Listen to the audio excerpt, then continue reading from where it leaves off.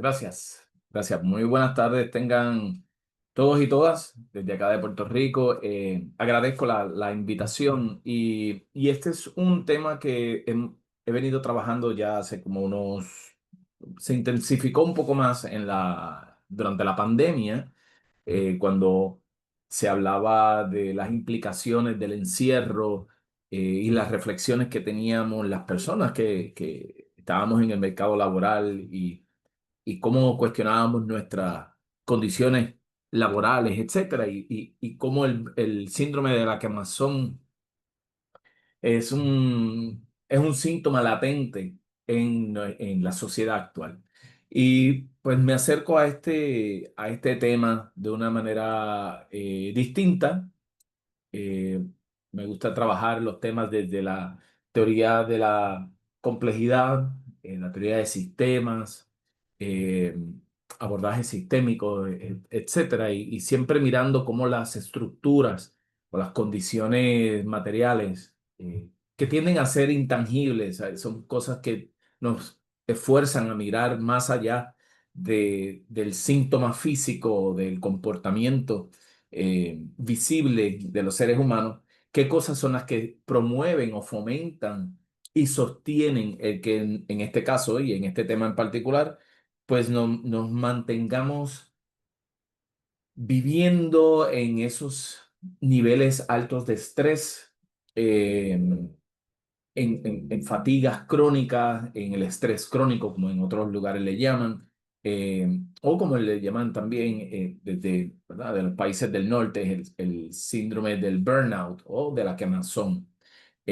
Así que mirarlo solamente desde el individuo me parecía un poco incompleto, y pues tiendo a mirarlo desde las estructuras y cómo otras fuentes, más allá de la psicología y la psicología organizacional, como filósofos, sociólogos, historiadores, etcétera, nos pueden arrojar luz para mirar estos fenómenos que afectan directamente la psicología de las personas, el aspecto emocional y físico y social.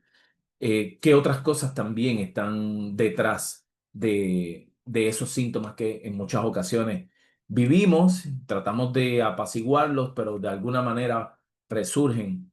Y, y de ahí es donde presento el tema del síndrome de la quemazón desde una perspectiva más amplia. Pero primero vamos a conceptualizar lo que es el burnout. Esto se definió o se le puso nombre a esas condiciones que este doctor Herbert Freudenberger en la década de 70 en los Estados Unidos comenzó a ver en los pacientes que veía. Usualmente eran pacientes profesionales, eh, algunos más inclinados en el área de la salud, pero tenía empresarios, tenía personas que trabajaban en hospitales, etcétera. Pero comenzó a notar ese malestar físico y el malestar psicológico que estaban teniendo estos pacientes. Hasta que en una, él le pregunta, bueno, ¿me puedes describir cómo es esto que estás sintiendo, si lo pudieras describir en una palabra, eh, para entonces tratar de entender qué era lo que sucedía? Y esta paciente le dijo, me siento quemada. Y esa metáfora o esa analogía, ¿verdad?, pues, le sirvió a este doctor para decir, pues este tipo de estrés crónico, de agotamiento emocional, físico y social, lo denomina como burnout. Y de ahí es que entonces comienzan sus estudios, sus investigaciones y sus ponencias visibilizando esa sintomatología muy particular, porque a principios el tema del burnout se miraba no solamente desde las tareas o responsabilidades relacionadas al trabajo, sino todo el esfuerzo que tiene que hacer ese ser humano para realizar esas tareas en su área de trabajo, pero también sostener su familia o su vida personal. Por lo general, el libro, que se llama así, Burnout, los pacientes que él presenta eran personas que tenían matrimonios, que tenían hijos y esas responsabilidades más la carga del trabajo, que en algunos casos no era el trabajo tradicional que ibas a una oficina y regresabas a tu hogar. Habían trabajos que se tenían que desplazar a otras localidades. Pues todo ese esfuerzo físico y mental para poder sostener su vida los llevaba a estos estados de agotamiento físico y emocional muy, muy, muy severos. Así que la mirada del burnout no estaba en su concepción, no estaba limitada a particularmente lo laboral, sino que era la mirada del estilo de vida de esa persona y las cargas y responsabilidades. Así que él notó o estableció tres dimensiones para categorizar el burnout, que es el agotamiento emocional, la despersonalización, cómo la persona ya comienza a alejarse de, como respuesta a esta irritabilidad, agotamiento y fatiga. Cómo empieza a despersonalizarse de su trabajo, comienza a ir y hacerlo, pero ya su empeño no está tan en condiciones óptimas. Eh, las relaciones con sus pares y con su familia comienza a sonar más el cinismo, y la apatía y todas esas manifestaciones pues eran claves para ¿verdad? Establecer unos criterios muy particulares para hacerlo distinto a otras maneras, otras manifestaciones del estrés. Y una baja realización personal porque dentro de ese agotamiento la persona que lo sufre cuestiona si esto es algo que realmente tiene la capacidad de hacer.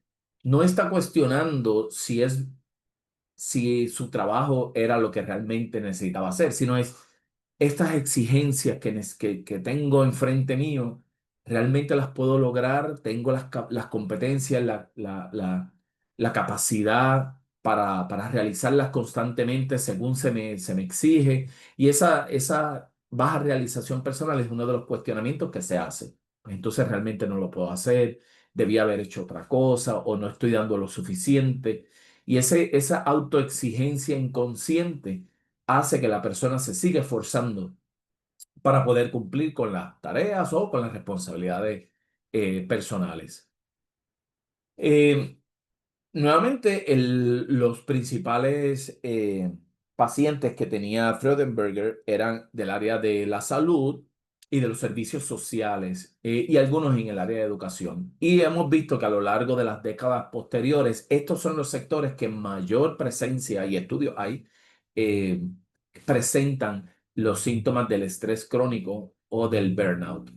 Eh, a partir de la década del 80 hasta esa década del 2000, toda la investigación, que es muy buena y que nos permitió entender la sintomatología del estrés crónico, la que Amazon, eh, nos sirvió para entenderla, pero desde el aspecto individual, desde cómo se manifiesta eso en el individuo. Por tanto, se desarrollaron inventarios como el de Maslach, que es muy conocido y hay otros, ¿verdad? En otros países, pero está muy dirigido a la prevalencia de esos síntomas en el individuo o en este grupo de personas o de empleados, ¿verdad? Porque también se cerró un poco más la brecha de mirar el burnout hacia el aspecto laboral. Así que toda la investigación y todas las aportaciones para mitigarlo se limitaron a entenderlo desde el aspecto meramente relacional individuo-trabajo o individuo-empleo.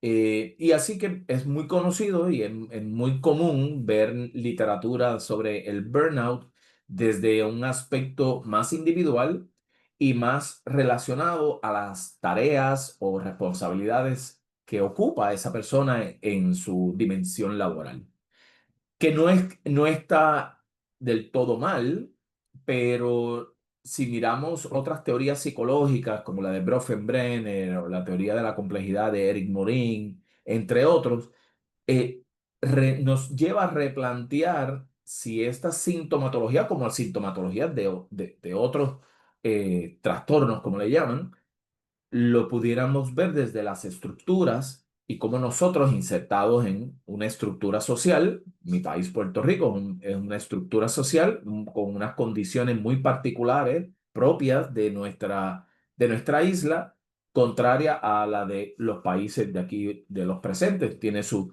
aspectos políticos muy particulares, aspectos sociales y culturales muy particulares, y quizá pudiéramos compartir ciertas similitudes, pero el aspecto económico también tendría que ser, es muy particular el mercado laboral en algunos países de América Latina. Así que el mirarlo desde la estructura particular y contextualizada, como decía Ignacio Martín Baró, pues nos hace repensar, en este caso, este burnout o replantearlo, a ver si lo podemos entender y tratar de mirar dónde están las raíces que lo promueven. Así que este filósofo que les recomiendo que obtengan este libro, La Sociedad del Cansancio.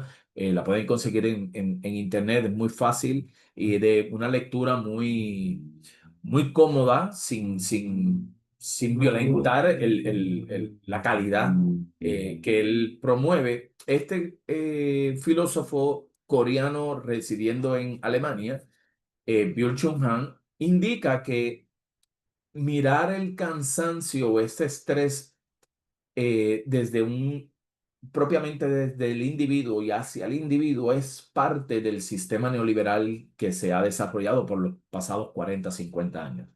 Mirar las cosas desde el individuo significa que las penurias, los problemas y las respuestas que vivimos los seres humanos, pues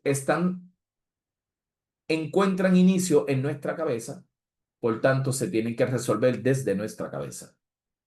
Y conforme no lo logremos, es responsabilidad nuestra el que o cae en nosotros la responsabilidad por no haberlo logrado. Así que es un entramado muy vil porque aleja esa conciencia crítica e histórica, y miramos los trastornos clínicos o los trastornos psicológicos desde el individuo. Nacieron en la cabeza del individuo, por tanto se tienen que trabajar a nivel individual, y si el individuo no lo supera es porque no se ha esforzado lo suficiente, porque no ha podido o es que no tiene competencias o capacidades para sobrellevarlas. Así que todo redunda en el individuo.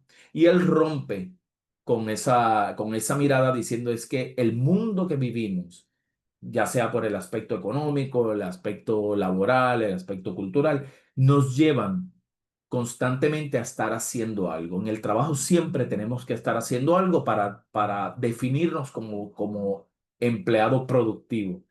El empleado que de momento no esté haciendo mucha cosa, se mira con suspicacia porque si estás en el trabajo o en el empleo, se supone que las 8 horas o la cantidad de horas en tu jornada estés haciendo algo. Y esa medida de la productividad se mira desde y hacia el individuo, no desde las condiciones estructurales o del diseño ¿verdad? Que conforma ese lugar de empleo, esa organización.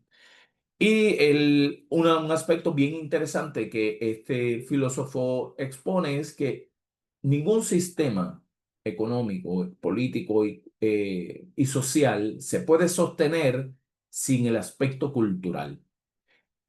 Por tanto, tiene que haber un discurso que promueva el que debemos ser productivos siempre, que debemos ser eficientes siempre, que tú todo lo puedes, que tú todo lo que pienses que puedes lo puedes lograr, eh, que tenemos la libertad de decidir todo lo que queramos emprender y cómo podemos lograrlo. Y es ese positivismo a nivel extremo que ayuda a que se sustente el sistema neoliberal, que necesita personas que estén produciendo constantemente. Así que la mirada del burnout va a aparecer como un síntoma de un sistema que nos mantiene todo el tiempo corriendo. Pues es inevitable que las personas que conformen ese espacio o esa estructura vayan a sentir cansancio, vayan a sentir estrés a esos niveles eh, muy altos, porque el sistema te lo promueve, el sistema lo fomenta. Y nosotros como seres humanos dentro de esa estructura, pues lo internalizamos, nos educan y por tanto, ¿verdad? Una teoría de aprendizaje, lo que hemos internalizado se va a manifestar en nuestra conducta. Así que, y eso sumado al no cuestionamiento de nuestras condiciones sociales, pues hace la tormenta perfecta para que siempre estemos agotados. Claro. Byung-Chul Han dice, bueno, para fortalecer su teoría, él rompe la mirada individualista y centrada y la relación que se había desarrollado en la década de los 80, 90 y 2000, de que el estrés el crónico o el burnout era un síntoma puramente relacionado a la carga laboral. Dicen no porque aún siendo una carga o un esfuerzo psicológico y físico el ir al trabajo, hay otras cosas que hacemos fuera del trabajo que también pueden o abonar a ese cansancio o pueden ser la raíz del cansancio. Y el trabajo entonces, o el empleo, es el lugar donde nos separamos de esa carga. Y él mira entonces la cosa, la situación de una manera mucho más amplia. Eh, la eficiencia, la productividad, nos volvemos un proyecto a realizar, que tenemos que lograr las metas, nos tenemos que imponer o proponernos metas, si ya la logramos, pues cuál es la próxima. Eh, por tanto, tenemos que estar constantemente en corriendo o funcionando para seguir siendo productivo sin que eso tenga un término. Es decir, podemos estar en nuestra área de empleo, pues quiero estudiar otra cosa para entonces seguir escalando. Pues quiero buscar, o bueno, dentro de la flexibilidad laboral que existe, ¿verdad? Y yo hablo de Puerto Rico, ya sea por la automatización o ya sea por cómo las organizaciones ahora se han distribuido por otros países. eh, la el tratar de mantener ese balance de vida y empleo, pues se hace muy, muy difícil, porque no sabemos si este empleo me va a durar el tiempo que hace unas décadas atrás, pues podía tener 30 años aquí, me podía retirar y podía tener mi casa, mi familia, etcétera, o podía estudiar, sino que él generó una fragmentación en el empleo tradicional y ahora tengo que buscar muchos otros empleos para poder sostenerme. Y esos esfuerzos conllevan naturalmente a un agotamiento en algún momento. Algunos colegas nos hemos envuelto en, más allá de nuestro trabajo ¿verdad? Principal a la docencia. Pues es muy común, por lo menos aquí en Puerto Rico y supongo que en otros países igual, ver profesionales de la psicología, no solamente en su área de trabajo principal, sino también impartiendo clases. Y eso abona a otro esfuerzo psicológico, físico y social, porque entonces, ¿dónde está el espacio de ocio que se necesita para uno recuperarse, para tener otras relaciones, otras interacciones fuera de lo que es nuestro empleo?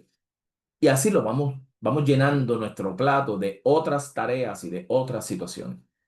A esto se le añade que las condiciones de salud, ya sea que tengamos hijos, tengamos padres que nos estemos a cargo, pues esa es otra tarea que abona a la carga personal que este individuo pueda tener, muy probable en su carrera, en su tiempo, va a estar experimentando altos niveles de estrés o el síndrome del Amazon de manera más frecuente.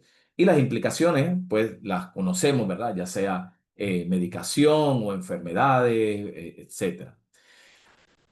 Otro de las puntos importantes de la cultura del rendimiento, el filósofo Byung-Chul Han dice que se promueve la idea de que el éxito depende únicamente del esfuerzo que yo haga. Por tanto, yo tengo que ser productivo, incluso en mi tiempo libre. El pensar en el ocio, y recuerdo para el tiempo de la pandemia, se hablaba del ocio como una actividad necesaria, ya que estábamos encerrados, pues teníamos bastante tiempo de ocio. ¿Verdad? Algunos sectores, no todos.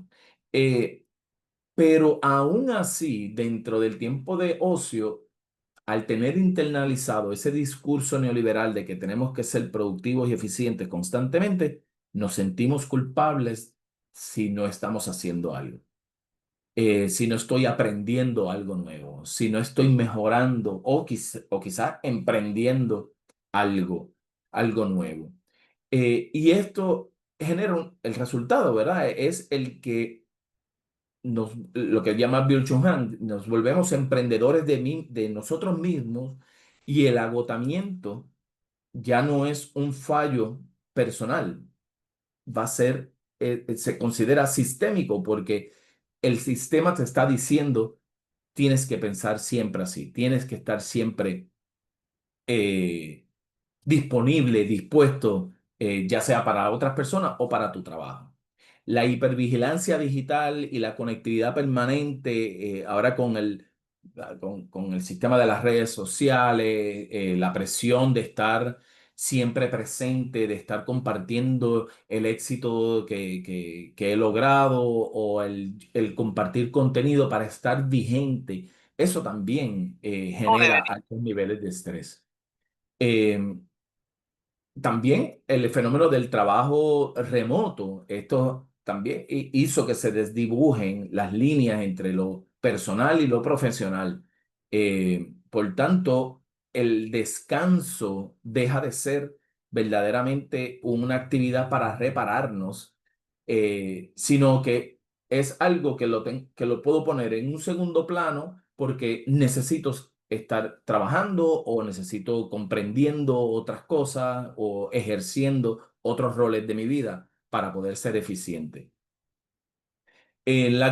Cuando habla de la gamificación de la vida cotidiana, este la presión de sentirnos que todo tiene que ser contabilizado, ya sean ¿verdad? Con estos artefactos que nos miden básicamente todo, las aplicaciones que tenemos al instante para recordarnos cuándo debemos estar en tal sitio, cómo estructuran nuestro horario para reuniones, para comer, para ir de nuevo al trabajo, para otras tareas, para ir a la iglesia, para ir al recreo, etcétera. Todo se vuelve una gran fábrica donde adecúan y regulan nuestro horario siempre con la mirada de ser productivo. En cuanto a la individualización del éxito y el fracaso, como les mencioné, si lo logro, fue por mis esfuerzos; si no lo logré, es que no di el máximo, tengo que redoblar esfuerzos para lograrlo. Y de aquí es donde muchas de las estrategias para tratar el tema del quemazón se llevan a nivel individual, ¿verdad? Mindfulness, la meditación, actividades que deben ser responsabilidad de la persona realizarla, etcétera, sin considerar, ¿verdad? Otros aspectos que limiten a la persona a realizarlas. Cuando hablamos de la individualización, la invisibilización del trabajo de cuidado, es cómo el trabajo doméstico, ¿verdad? Las acciones y las tareas que tenemos a nivel personal también aún no son reconocidas, hablando en Puerto Rico, no son reconocidas como trabajo, pero también producen desgaste. Eh, También generan, pueden ser fuentes de estrés o de burnout y no necesariamente las tareas eh, laborales. Que aquí les presento un ejemplo muy claro y lo tengo muy cercano. Tengo a una empleada en donde su refugio es su empleo, porque en su aspecto personal es una persona mayor, está a cargo de sus padres que están mayores, que ambos han desarrollado eh, la condición del Alzheimer o de la demencia, y ella es la que está a cargo principalmente del cuidado. El mantenerlos hidratados, de comida, de baño, de asegurarlos que estén bien. Y su respiro es el área laboral, en donde trabaja con situaciones de salud mental, pero eso le ayuda a distraerse del estrés que le genera el ser una cuidadora. Y ese trabajo se invisibiliza, ese trabajo se mira como, bueno, una responsabilidad de, como hija, pero no se miran las condiciones y las implicaciones que eso pueda tener a nivel de desgaste físico y a nivel de desgaste emocional. Y la precariedad estructural como norma, ¿verdad? El sistema ha normalizado el que vivimos las cosas así, donde no hay, eh, donde ya sean jornadas externas o esta flexibilidad del trabajo o del pluriempleo, y esa competencia excesiva de yo tener siempre, de ser siempre competitivo, pues se ha normalizado. Ya no nos sentamos y paralizamos la rueda para decir, Esto no es saludable, esto no es algo que se pueda sostener en el tiempo, sin que la persona pueda experimentar condiciones de salud que quizás le puedan llevar hasta una incapacidad o hasta la muerte, ¿verdad? A nivel fisiológico y las presiones que eso genera. Así que mirar el burnout fuera del área laboral nos lleva a reconocer que el trabajo no es solamente una condición particularmente del mercado laboral, sino que el trabajo también es criar, es cuidar, es limpiar, es cocinar, es sostener vínculos con otras personas.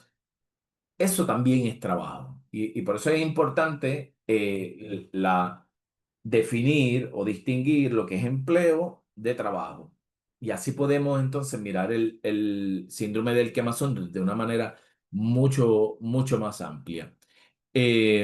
Todo este trabajo es esencial para que la vida funcione, sí, aunque no tengamos hijos, pero el cuidarnos, el limpiar, el estar atento a nuestros padres o familiares, etcétera.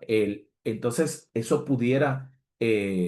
son partes esenciales de la vida, pero al abonarse y al ser tan constante, pues inevitablemente puede llevarnos a esta quemazón.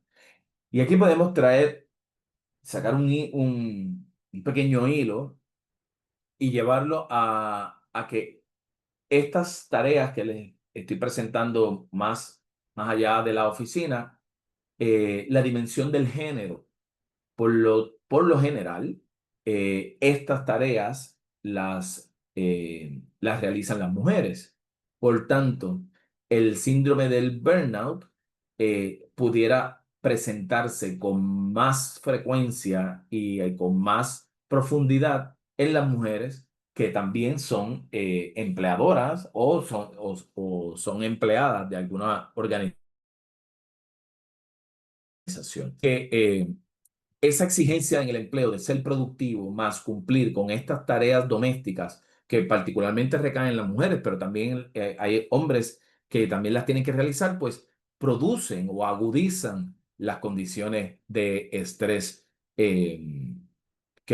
¿verdad? Como les mencioné, conforme siga ese patrón, pues vamos a estar viendo diagnósticos, porque se tiende a medicalizar o patologizar las conductas, pues vamos a ver más medicalización de estos síntomas, en vez de preguntarnos por qué estamos todos corriendo constantemente. Así que ese trabajo, como les mencioné, también cansa, desgasta, y produce el burnout. Eh, este autor, Mark Fisher, dice que vivimos o él habla del realismo capitalista. Y es, que significa, que él contempla, dice, que se nos hace más fácil imaginarnos el fin del mundo que el fin del capitalismo. En ese mundo donde el malestar psíquico se convierte en una epidemia, es muy fácil no conectar las raíces que producen estos problemas y por eso los miramos desde una manera individualizada. Por tanto, ese burnout es una manera o es una forma de precarizar las emociones humanas, ¿verdad? No solo perdemos energía, sino que también perdemos el sentido, ¿verdad? Vivimos en una crisis de sensibilidad donde todo es rápido, donde las cosas tienen que funcionar las cuestiones son superficiales, no hay manera de detenerse, que hay que estar constantemente haciendo algo porque no hay tiempo para sentir, solo hay tiempo para hacer.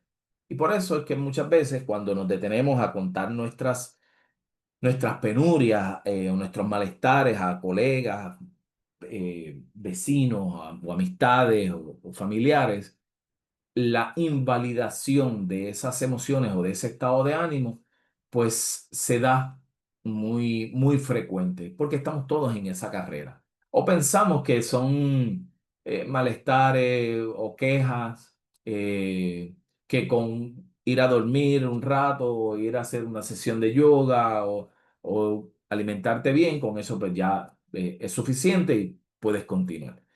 Eh, el libro de este autor, Jonathan Crary, el libro se llama 24/7. Él dice que vivimos en una cultura donde ya no hay noche, estamos en una cultura donde estamos siempre, o se espera que estemos disponibles, que estemos conectados siempre y que estemos produciendo constantemente. El, el, el asumir o el separar el espacio para descansar o para dormir o simplemente decir, no, voy a dedicarme a un autocuidado no, o no voy a contestar las llamadas de mi patrono luego de las horas o en el fin de semana, pues se vuelve un acto en donde o ya sea de rebeldía o desde la mirada del patrono, lo cuestiona o cuestiona el nivel de compromiso que se tenga con la organización. Y al menos acá en Puerto Rico se tuvo que pasar una legislación para, para validar la desconexión digital. El que yo luego de mi jornada, yo esté protegido por ley a que si no le respondo a mi patrono en esas horas fuera o en los fines de semana, yo no reciba ningún tipo de represalia, ¿no?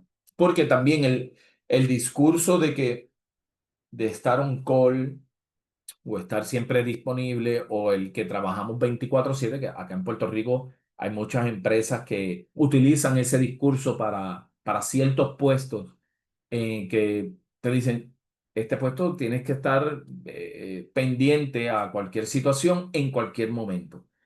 Y al no responder estarías violentando ese acuerdo, ¿verdad? Y por eso esa legislación se aprobó para que pudiéramos tener una vida, ¿verdad? Eso de balance, vida y trabajo, pues se pudiera concretar, porque hay patronos que te envían un mensaje de texto o un correo electrónico o una llamada en donde rompe con tu ocio o tu tiempo de ocio y tienes que estar entonces respondiendo a la tarea o lo que, ¿verdad? O el proyecto que tengas asignado en ese momento. El, el tema del burnout también tiene, desde una mirada de colonial, pues tiene sus implicaciones, ¿verdad? O se mira también cómo las estructuras también lo sostienen. Eh, las formas de explotación actuales, ¿verdad? En términos de trabajo, pues siguen reproduciendo las desigualdades que se han visto a nivel de la historia entera. El trabajo más agotador, ya sea físico, ya sea emocional o social, lo sigue realizando grupos o personas que pertenecen a grupos eh, históricamente vulnerabilizados, ya sean por la raza, ya sean por género, ya sea por su estatus migratorio, eh, tienden a realizar los trabajos más pesados. Y hemos visto, ¿verdad?, cómo a nivel de los Estados Unidos, el tema de la deportación de personas inmigrantes por ideológicamente, ¿verdad? Por lo que piensen estos gobiernos, estas personas, por lo general, realizaban los trabajos más agotadores, ya sean en plantaciones, ya sea en la industria de los restaurantes, que es muy rápido, donde son largas las horas, donde los sueldos son más bajos, o en el sistema de salud, que las jornadas son extensas, o no tienes beneficios, ¿verdad? Históricamente le toca o le ha tocado a estos grupos donde se generan mayores niveles de estrés. Por eso Ignacio Martín Baró, desde la psicología de la liberación, él insistía en que no podemos hablar de salud mental eh, sin, sin hablar de la justicia social. El tema del burnout es una respuesta a la precarización del empleo, a las exigencias que ciertos grupos pues reciben más que otros y donde no miramos, no lo cuestionamos y no nos acercamos unos a otros para empezar a ver otras posibilidades. Mientras que el empleo se refiere a una relación, ¿verdad? Del sistema económico, el trabajo, como les mencioné, criar, limpiar, etcétera, eh, es una acción social asociada a lo que es la dimensión humana. Por tanto, yo puedo experimentar el burnout ya sea por mi trabajo o por mi empleo o por mi situación personal. Y esas cosas se tienen que trabajar a nivel de políticas públicas para asegurar que los empleos sean sostenibles, que las personas puedan disfrutar de espacios de ocio en donde no se vean en la obligación de tener que romper con con ese espacio propio personal eh, y que lo utilicen para emprender otras cosas porque el trabajo principal no le es suficiente. Así que este matiz para mí es fundamental para que las personas que se sientan quemadas, ¿verdad? Puedan identificar que, que hay otras fuentes o factores o fuerzas eh, intangibles que son las que me están llevando a seguir en esta carrera interminable. Pues entonces, ¿qué hacemos? Porque, ¿verdad? Mirar el tema del burnout desde la estructura pudiera ser muy pesimista, muy catastrófico, pero es muy fácil, como les mencioné, pensar de que, bueno, pues no hay otra alternativa, pues tenemos que seguir aquí, o cómo nos podemos imaginar otros mundos en donde podamos estar más seguros, más saludables, más tranquilos y tranquilas.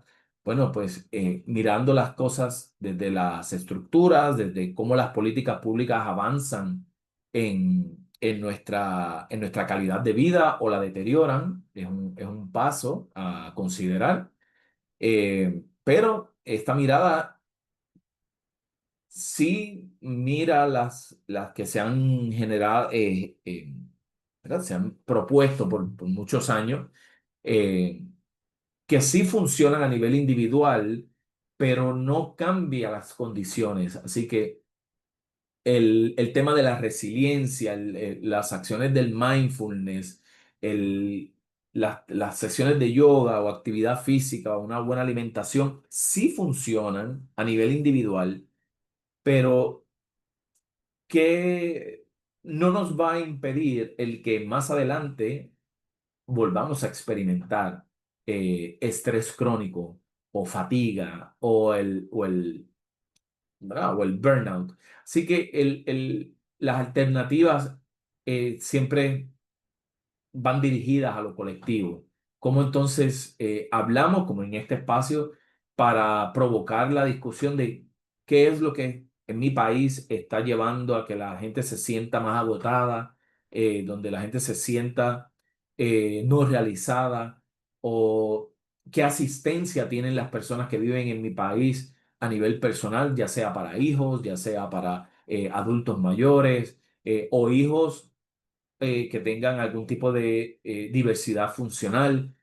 ¿Qué otros aspectos de mi vida pueden estar atendidos a nivel de Estado, a nivel de esas garantías para que los que vamos a trabajar por las horas que sean, pues sea suficiente y podamos entonces disfrutar de la vida o de esa atención sin llevarnos a sentir ese agotamiento por no tener esas asistencias?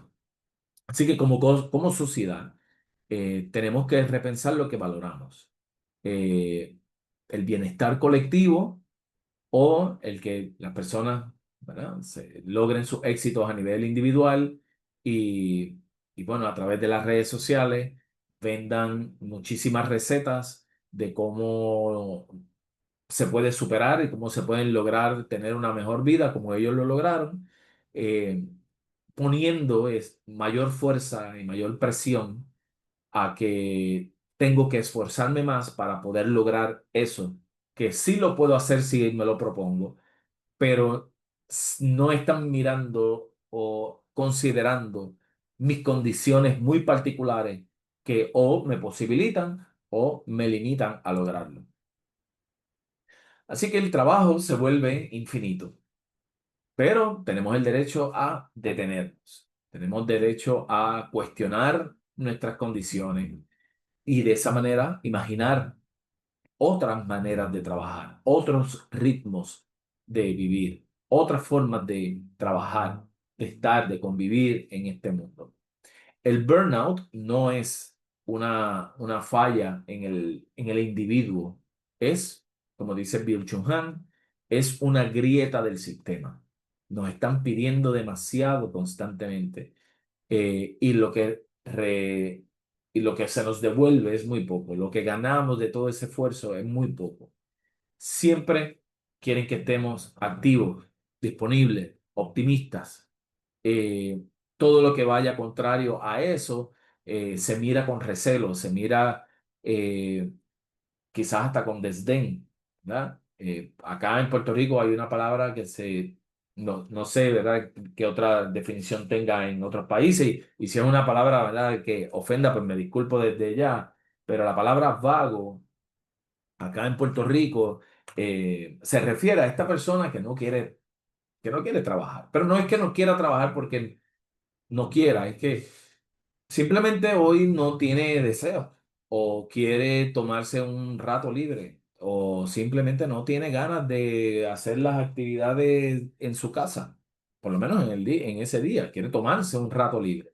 Pues se utiliza la palabra vago, eh, quizá en algunas instancias como jocoso, pero cuando uno mira la carga que tienen nuestras palabras, también responden al sistema. Y pudiéramos decir, esta persona, no, pero qué vago eres, que hoy no quieres cumplir con tus tareas domésticas, eh, y no valorar el que la persona simplemente lo que quiere es descansar, quiere distraerse o quiere disfrutar de la vida solo o con sus seres queridos, de una manera que fuera del ritmo que usualmente está. Así que ese optimismo de que siempre tenemos que estar disponibles es parte de ese valor cultural propio del sistema neoliberal.